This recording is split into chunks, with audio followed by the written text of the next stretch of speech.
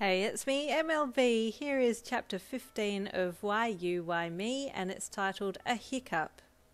After one last heated kiss, you said goodbye and headed back inside, your mind swirling with all the newly remembered information that you had just received. You slept well that night, and awoke the next morning bright and energized. You bounded down the hall to the kitchen and greeted your family warmly. Your two sisters, parents, and grandma all looked at you strangely. It was almost as if you had been transported back to before the accident. They hadn't realised how much you had changed after the accident, but that kiss last night from Bakugou turned your world upside down, for the better. "You're awfully spirited today, Yin," your mum commented. "Mm-hmm," you hummed happily in response. "Any particular reason?" your dad asked with a curious smile on his face. You stopped what you were doing and looked over at your family, who were all waiting expectantly for your reply. You grinned from ear to ear. "I found him," you practically squealed. Your grandma was the first to catch on and she jumped up, well, as best she could, and hobbled over to give you a hug.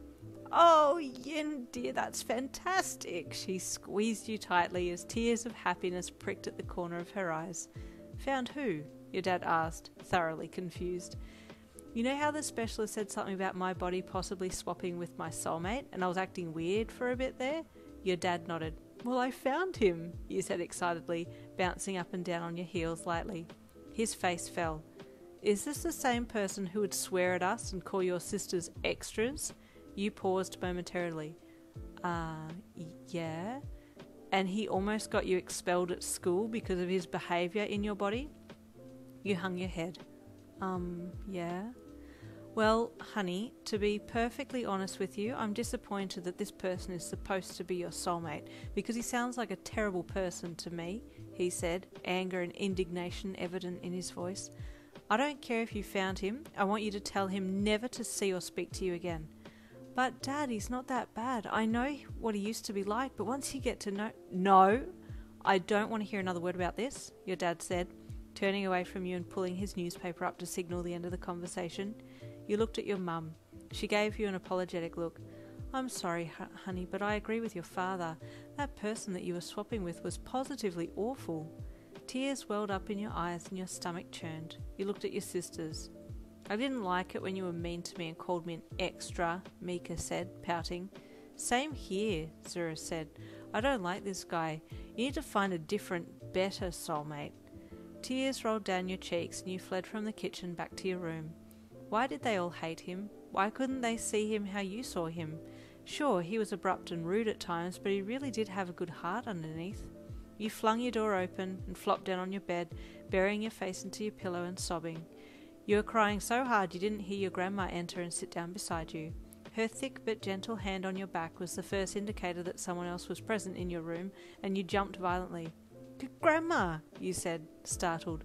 "Sorry, I didn't hear you come in." You sniffed, tears still streaming down your cheeks. "Yin, my sweet, please don't pay any attention to your parents or siblings. They only know this boy's skin deep, but you see deeper than that. It'll take them some time to come around, but I'm sure they'll come to like this boy," she said softly in her sweet elderly voice. "But what do I do now, Grandma? They hate him. What do I tell him? Do I continue to see him behind their backs?" Your grandma chuckled lightly. "You are only young once, dear child. Some things are worth being rebellious for," she winked at you. "If you need me to cover for you for any reason, just know that I will be happy to do so." You pulled yourself up and fell into her arms. "Thank you so much, Grandma. I don't know what I'd do without you," you sobbed.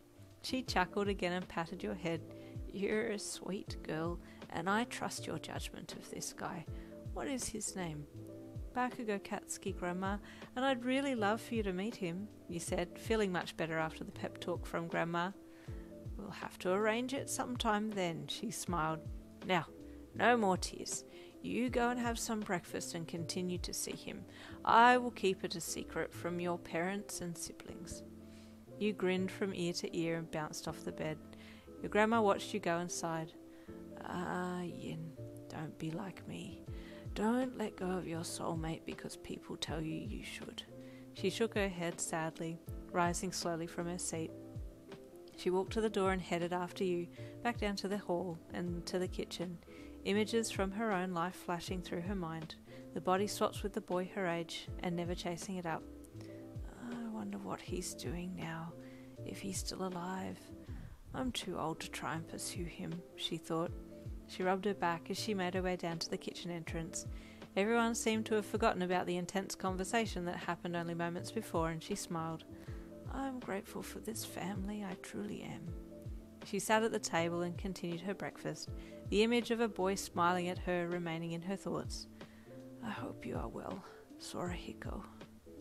Who is Sorahiko, I hear you ask? Maybe if you punch into Google, you will see that the real name of Gran Torino is Sorahiko. So there you go, plot twist. Stay tuned for chapter 16.